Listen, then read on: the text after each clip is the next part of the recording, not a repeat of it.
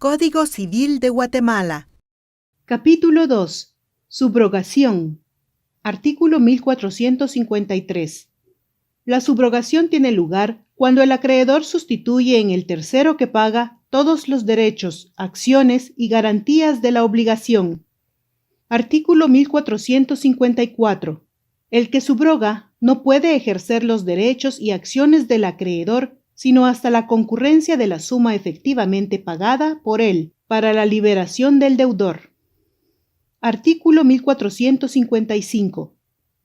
La subrogación tiene lugar por ministerio de la ley, sin necesidad de declaración alguna de los interesados. 1. Cuando el que es acreedor paga a otro acreedor que le es preferente. 2. Cuando el tercero que paga tiene interés jurídico en el cumplimiento de la obligación. 3. Cuando el tercero no interesado en la obligación paga con anuencia del deudor. Y 4. Cuando un heredero paga con sus bienes propios alguna deuda de la herencia. Artículo 1456. Cuando la deuda fuere pagada por el deudor con dinero que un tercero le prestare con ese objeto, el prestamista subrogará al acreedor por ministerio de la ley, en sus derechos, si el préstamo constare en documento fehaciente en que se declare que el dinero fue prestado para el pago de la deuda. Artículo 1457. La subrogación legal en provecho del que ha pagado una deuda a la cual está obligado con otros, lo autoriza a ejercer los derechos y acciones del acreedor, salvo los efectos de la confusión en cuanto a la parte que corresponda al subrogado en la obligación. Artículo 1458. Si el subrogado lo hubiere sido solo en parte y los bienes del deudor no alcanzaren a pagar la totalidad del crédito, el pago se hará a prorrata. Capítulo 3. Transmisión de deudas. Artículo 1459. La sustitución del deudor en una obligación personal y su liberación se verifican por convenio entre el acreedor y el tercero que se sustituye. Artículo 1460. La sustitución también puede convenirse entre el deudor y el tercero, siempre que el acreedor consienta expresa o tácitamente. Artículo 1461. Se presume que el acreedor consiente en la sustitución del deudor cuando permite que el sustituto ejecute actos que debía ejecutar el deudor, como el pago de intereses o la amortización parcial o periódica del capital, siempre que lo haga en nombre propio y no por cuenta del deudor primitivo. Artículo 1462. El acreedor que exonera al antiguo deudor aceptando otro en su lugar no puede repetir contra el primero, si el nuevo se encuentra insolvente, salvo pago en contrario. Artículo 1463. El deudor sustituto queda obligado en los mismos términos en que lo estaba el deudor primitivo, pero si la deuda estuviera garantizada con fianza, esta garantía cesará con la sustitución del deudor a menos que el fiador consienta expresamente en que continúe. Artículo 1464. Si la obligación estuviere garantizada con hipoteca o prenda, la transferencia de la cosa pignorada o hipotecada transmite la deuda, con todas sus consecuencias y modalidades, sin necesidad de convenio expreso de los interesados. Artículo 1465. La persona que adquiere un patrimonio o una empresa con activo y pasivo es responsable de las deudas y obligaciones de la misma hasta el importe de los bienes adquiridos, siempre que el precio de la adquisición esté de acuerdo con su valor efectivo aceptado por los acreedores. Si el precio no hubiere sido aceptado por los acreedores, la responsabilidad del adquiriente y cedente serán solidarias. Artículo 1466. Cuando dos empresas se fusionan, transfiriéndose recíprocamente su activo y pasivo, la empresa nueva responderá de todo el pasivo. Artículo 1467. El deudor sustituto puede oponer al acreedor las excepciones que se originen de la naturaleza de la deuda y las que sean personales, pero no puede oponer las que sean personales al deudor primitivo. Artículo 1468. Cuando se declara nula la sustitución del deudor, la antigua deuda subsiste con todos sus accesorios, pero con la reserva de derechos adquiridos por terceros de buena fe. En este caso, el deudor primitivo es responsable por la disminución de la garantía. Título 4. Extinción de obligaciones. Capítulo 1. Compensación. Artículo 1469. La compensación tiene lugar cuando dos personas reúnen la calidad de deudores y acreedores recíprocamente y por su propio derecho. Artículo 1470. La compensación no puede tener lugar en perjuicio de tercero y solamente procede cuando las deudas consisten en dinero o en cosas fungibles de la misma especie y calidad, y son igualmente líquidas y exigibles. Artículo 1471. Para que la compensación produzca sus efectos, es necesario que la oponga la parte interesada, y una vez opuesta, extingue las dos deudas desde la fecha de su coexistencia y hasta la cantidad que importe la menor. Artículo 1472. La prescripción no impide la compensación cuando no se había consumado en el momento en que las obligaciones eran compensables. Artículo 1473. No procede la compensación. 1. En la demanda sobre la restitución del despojo. 2. En la demanda sobre la restitución de un depósito. Y 3. En lo que se debe por alimentos presentes. Artículo 1474. El corredor o cualquiera otra persona intermediaria no puede compensar las sumas que reciban por comprar objetos determinados, ni el precio que se les entregue por las cosas que venden, por las cantidades que les deban los comitentes. Artículo 1475. El fiador o el que ha dado sus bienes en garantía de la deuda de otro puede oponer la compensación de lo que el acreedor le debe a él o al deudor. Artículo 1476. Cuando las deudas deban ser pagadas en diferentes lugares, se tendrá en cuenta para la compensación los gastos de transporte. Artículo 1477. Cuando haya varias deudas compensables debidas por la misma persona, se observarán para la compensación las reglas establecidas para la imputación de pagos.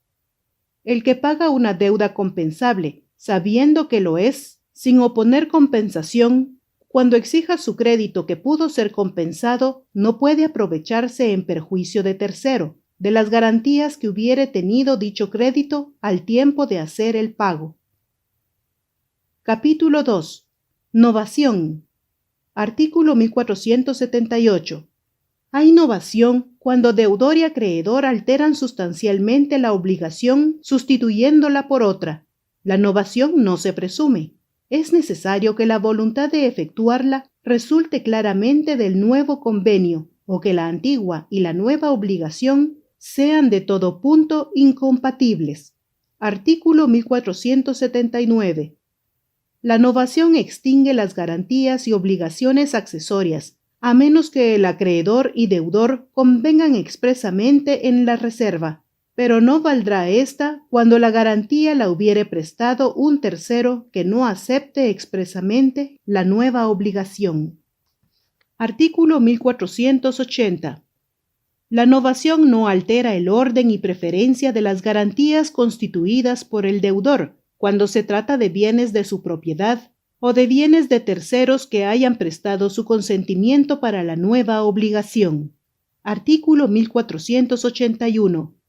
La prórroga del plazo de una deuda no constituye novación, pero pone fin a la responsabilidad de los fiadores y extingue las garantías constituidas sobre bienes que no sean el deudor, salvo que los fiadores o los dueños de las cosas dadas en garantía accedan expresamente a la prórroga.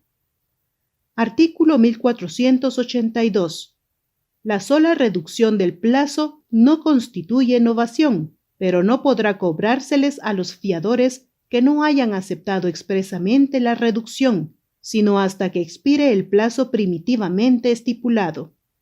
Artículo 1483. Cuando la nueva obligación consista simplemente en añadir o quitar una especie, género o cantidad a la primera, los codeudores subsidiarios o solidarios no podrán ser obligados por el exceso. Artículo 1484.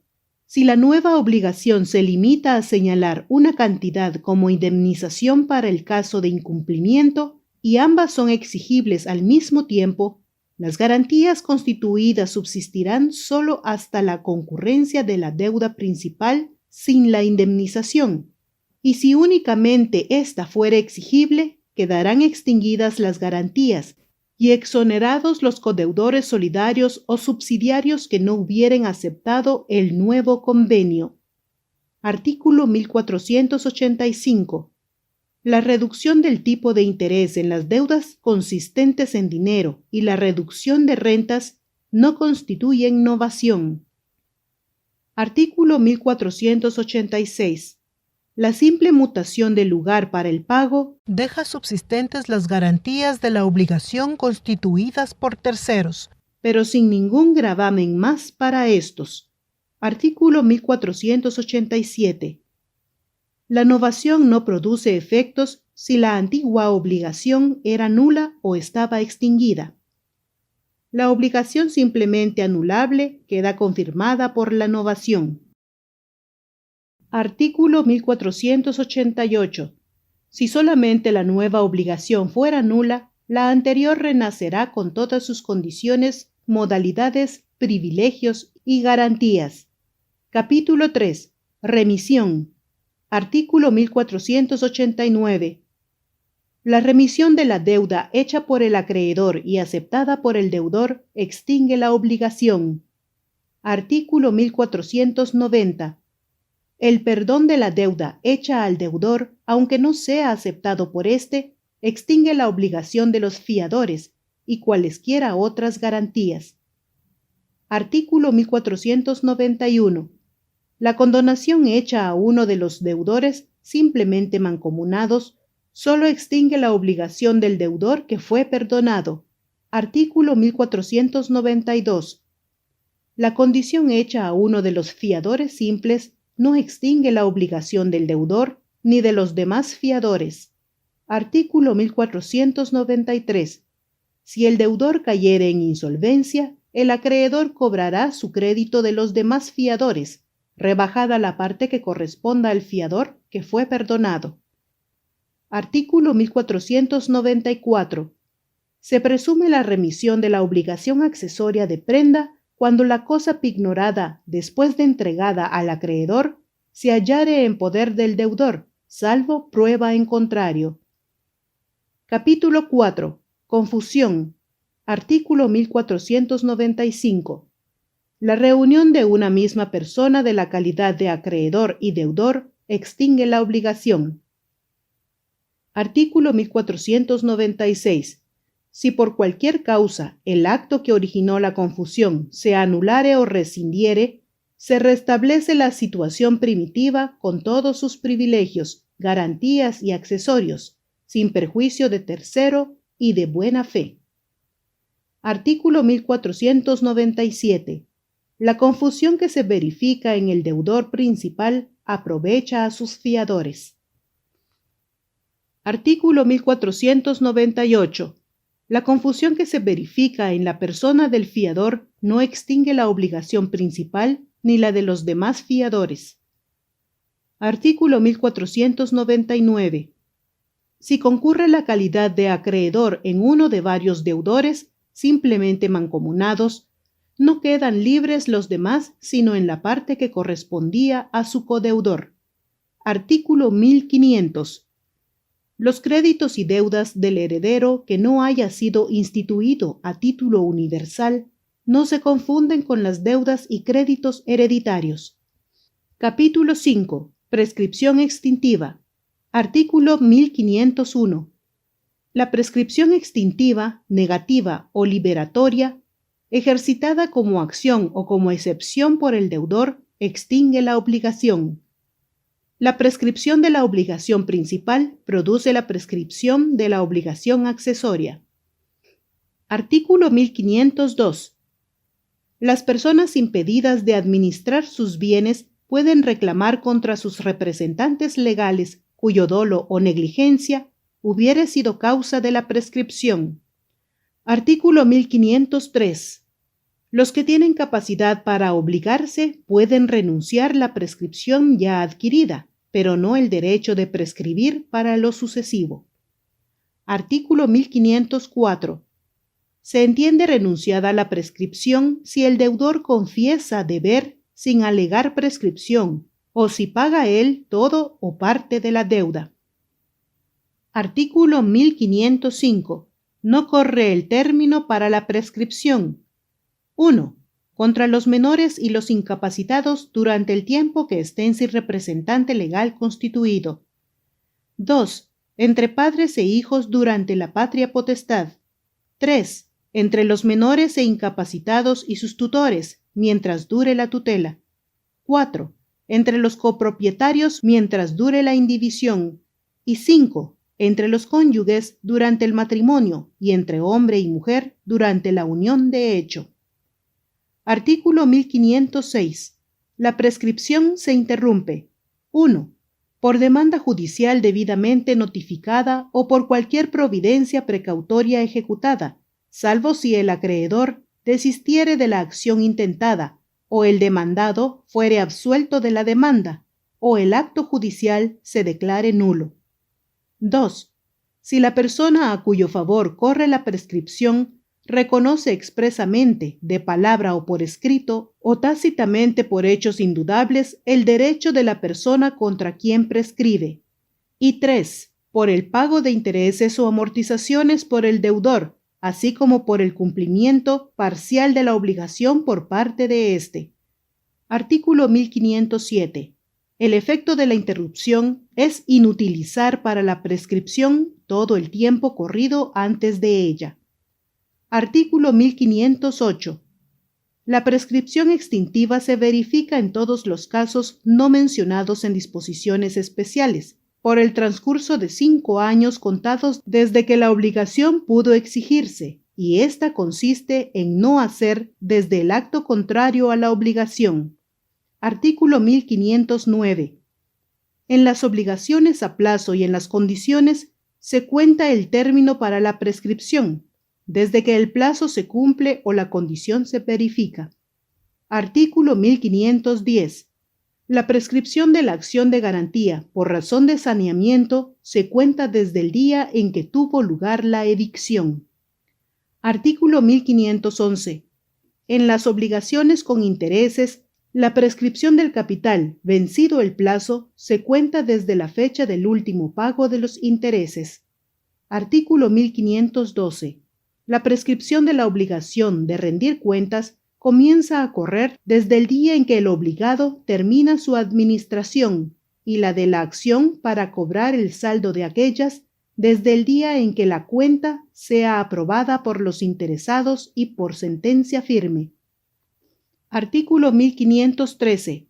Prescribe en 1 año la responsabilidad civil proveniente de delito o falta y la que nace de los daños o perjuicios causados en las personas. La prescripción corre desde el día en que recaiga sentencia firme condenatoria o desde aquel en que se causó el daño. Artículo 1514. Prescriben en 2 años. 1. Los honorarios, sueldos, salarios, jornales y otras retribuciones por prestación de cualquier servicio. 2. La acción de cualquier comerciante para cobrar el precio de los objetos vendidos. 3. La acción de los dueños de hoteles y toda clase de casas de hospedaje para cobrar el importe de las pensiones y la de los fondistas y demás personas que suministran alimentos para cobrar el precio de estos. Y 4.